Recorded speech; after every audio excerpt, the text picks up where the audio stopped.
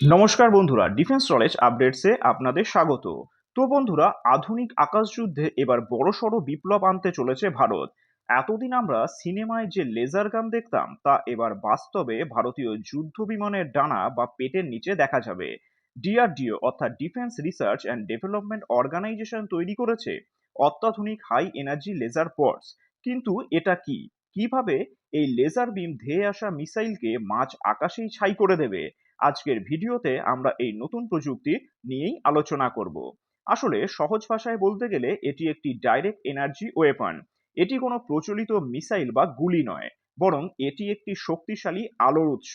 এই পথটি যুদ্ধ বিমানের নিচে যুক্ত করা থাকবে এবং শত্রুর দিক থেকে কোনো মিসাইল ধেয়ে আসলে এটি সেকেন্ডের ভগ্নাংশের মধ্যে সেই মিসাইলের সেন্সর বা বডিকে পুড়িয়ে অকেজো করে দেবে।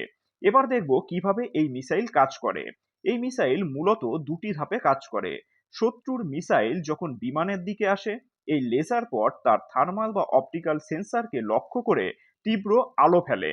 ফলে মিসাইলটি লক্ষ্যভ্রষ্ট হয় বা মাঝ আকাশেই ধ্বংস হয়ে যায়। আর ড্রোনের ক্ষেত্রে কিভাবে কাজ করে? বর্তমান সময়ে ড্রোন সোয়াম বা ঝাঁকে ঝাঁকে ড্রোনের হামলা একটি বড় মাথা ব্যথার কারণ হয়ে দাঁড়িয়েছে। এই লেজার অস্ত্র ড্রোনের ভেতরের সার্কিটটিকে পুড়িয়ে দিয়ে সেগুলোকে অকেজো করে দিতে সক্ষম। এখন দেখব এই অস্ত্র কেন ভারতের জন্য গেম চেঞ্জার হয়ে উঠতে পারে।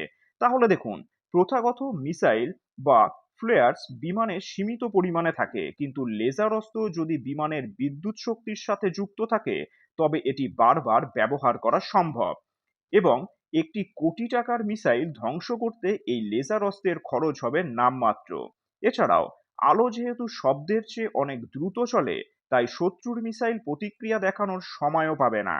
এবার দেখব ভারত এই অস্ত্রটিকে কোন কোন যুদ্ধ বিমানে ব্যবহার করবে।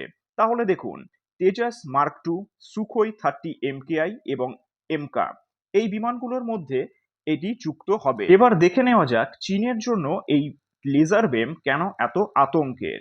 তাহলে দেখুন, চীন বর্তমানে তাদের পঞ্চম প্রজন্মের যুদ্ধ বিমান অর্থাৎ J-20 এবং বিশাল ড্রোন বাহিনী নিয়ে গর্ব করে। চীন যদি শত শত ড্রোন দিয়ে হামলা করতে চায়, তবে প্রচলিত মিসাইল দিয়ে তা ঠেকানো অসম্ভব এবং অত্যন্ত ব্যয়বহুল। কিন্তু ভারতের এই লেজার পড কোনো মিসাইল খরচ না করেই একের পর এক ড্রোন ধ্বংস করতে পারবে। এছাড়াও চীনের দূরপাল্লার PL-15 মিসাইলগুলো মূলত র্যাডার গাইডেড। ফলে ভারতের এই লেজার প্রযুক্তি মিসাইলের সেই গাইডেড সিস্টেমকেই ধ্বংস করে দেবে।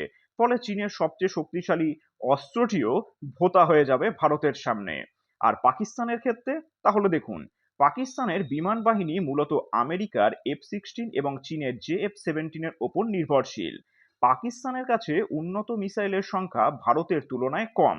ভারত যদি এই লেজার পডগুলো তাদের সুখোই বা তেজস বিমানে যুক্ত করে, তবে পাকিস্তানের ছোড়া প্রতিটি মিসাইল নষ্ট হওয়া মানে তাদের কোটি কোটি টাকার ক্ষতি এবং আকাশ সীমায় ভারতের একাধিপত্য প্রতিষ্ঠিত হওয়া। এছাড়াও পাকিস্তান বর্তমানে ড্রোনের মাধ্যমে সীমান্ত পারাপারের চেষ্টা করে। এই লেজার প্রযুক্তি থাকলে সীমান্তে ভারতের নো ফ্লাই জোন তৈরি করা আরো সহজ হয়ে যাবে। এছাড়াও লেজার অস্ত্রের সবচেয়ে বড় সুবিধা হলো এর কস্ট পার শট। আকাশ প্রতিরক্ষা মিসাইলের দাম কোটি কোটি টাকা হতে পারে, কিন্তু একটি লেজার শটের খরচ মাত্র কয়েকশো টাকা হবে। ভারত যদি এই প্রযুক্তিতে সফল হয়, তবে আকাশ যুদ্ধে শত্রুপক্ষকে আর্থিকভাবে এবং মানসিকভাবে পঙ্গু করে দেওয়া সম্ভব হবে। ডিআরডিওর এই উদ্যোগ প্রমাণ করে যে ভারত এখন শুধু অন্য দেশের প্রযুক্তির উপর নির্ভর করছে না, বরং নিজেরাই যুদ্ধের ভবিষ্যৎ লিখছে। চীন ও পাকিস্তানের মতন দুই ফ্রন্টের চ্যালেঞ্জ সামলাতে এই হাই এনার্জি লেজার পড হবে ভারতের একমাত্র অপরাজেয় শক্তি। আপনার কি মনে হয় এই প্রযুক্তি কি ভারতকে এশিয়ার আকাশপথে অপ্রতিদ্বন্দ্বী করে তুলতে পারবে? কমেন্টে আপনার মতামত অবশ্যই জানান। ধন্যবাদ।